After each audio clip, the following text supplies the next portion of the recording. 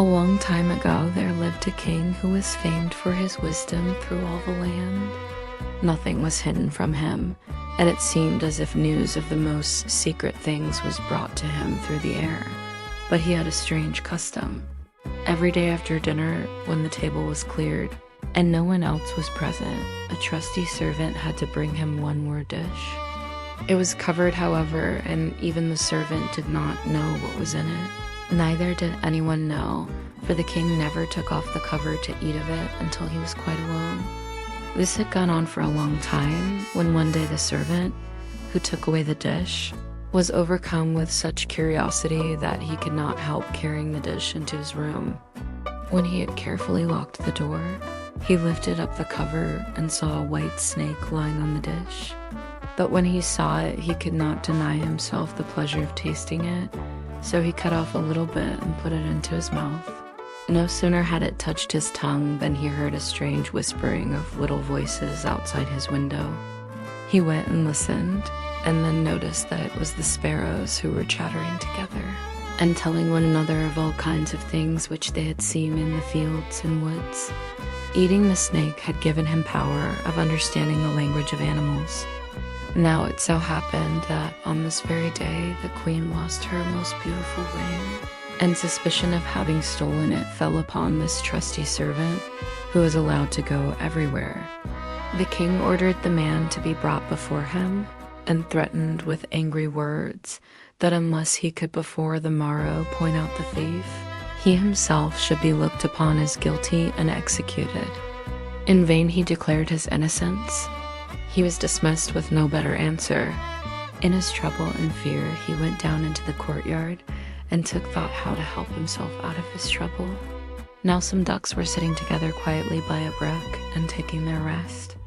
And whilst they were making their feathers smooth with their bills, they were having a confidential conversation together.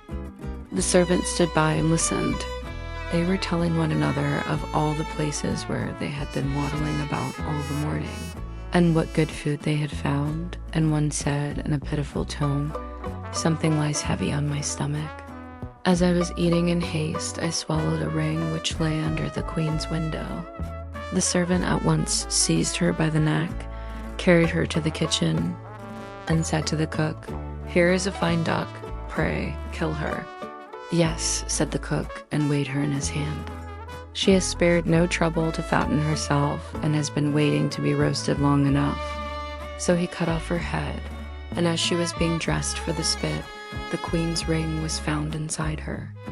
The servant could now easily prove his innocence, and the king, to make amends for the wrong, allowed him to ask a favor and promised him the best place in the court that he could wish for.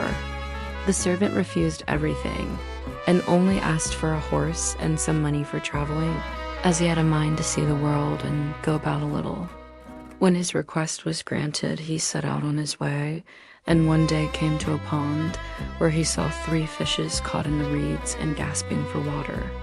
Now, though it is said that fishes are dumb, he heard them lamenting that they must perish so miserably, and as he had a kind heart, he got off his horse and put the 3 prisoners back into the water.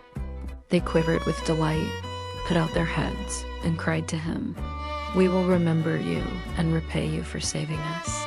He rode on, and after a while it seemed to him that he heard a voice in the sand at his feet. He listened and heard an ant king complain, "Why cannot folks, with their clumsy beasts, keep off our bodies? That stupid horse, with his heavy hoofs, has been treading down my people without mercy." So he turned on to a side path, and the ant king cried out to him, "We will remember you. One good turn deserves another." The path led him into a wood, and here he saw 2 old ravens standing by their nest and throwing out their young ones. "Out with you, you idle, good-for-nothing creatures," cried they. "We cannot find food for you any longer. You are big enough and can provide for yourselves." But the poor young ravens lay upon the ground, flapping their wings and crying, "Oh, what helpless chicks we are. We must shift for ourselves, and yet we cannot fly. What can we do but lie here and starve?" So the good young fellow alighted and killed his horse with his sword, and gave it to them for food. Then they came hopping up to it, satisfied their hunger, and cried, "We will remember you. One good turn deserves another." And now he had to use his own legs, and when he had walked a long way, he came to a large city. There was a great noise and crowd in the streets, and a man rode up on horseback, crying loud, "The king's daughter wants a husband. But whoever sues for her hand must perform a hard task, and if he does not succeed, he will forfeit his life." Many had already made the attempt, but in vain. Nevertheless, when the youth saw the king's daughter, he was so overcome by her great beauty that he forgot all danger, went before the king, and declared himself a suitor. So he was led out to the sea, and a gold ring was thrown into it in his sight. Then the king ordered him to fetch this ring up from the bottom of the sea, and added, "If you come up again without it, you will be thrown in again and again until you perish amid the waves." All the people grieved for the handsome youth. Then they went away, leaving him alone by the sea. He stood on the shore and considered what he should do, when suddenly he saw 3 fishes come swimming towards him, and they were the very fishes whose lives he had saved. The one in the middle held a mussel in its mouth, which it laid on the shore at the youth's feet, and when he had taken it up and opened it, there lay the gold ring in the shell. Full of joy, he took it to the king and expected that he would grant him the promised reward. But when the proud princess perceived that he was not her equal in birth, she scorned him and required him first to perform another task. She went down into the garden and strewed with her own hands 10 sacks full of millet seed on the grass. Then she said, "Tomorrow morning before sunrise, these must be picked up, and not a single grain be wanting." The youth sat down in the garden and considered how it might be possible to perform this task, but he could think of nothing.